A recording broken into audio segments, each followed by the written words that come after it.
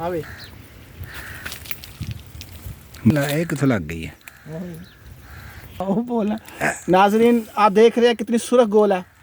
ये शतूत की गोल है या जंगली गोल है, आप समझ सकते हैं ना मेरी बात। आजकल वैसे मौसम नहीं है गोलों का, लेकिन फिर भी देखें ना अल्लाह से जल्ल शाह कैसा करम है उसका, और उसकी कैसी कुदरत है कि उसने ये इस मौसम में भी जंगली गोल रखी हुई है। कैसी ज़बरदस्त है, आप देख रहे हैं ना।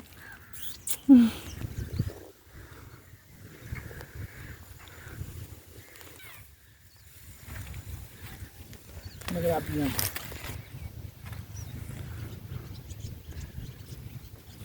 ओवे मरगाबी किड्डी वड्डी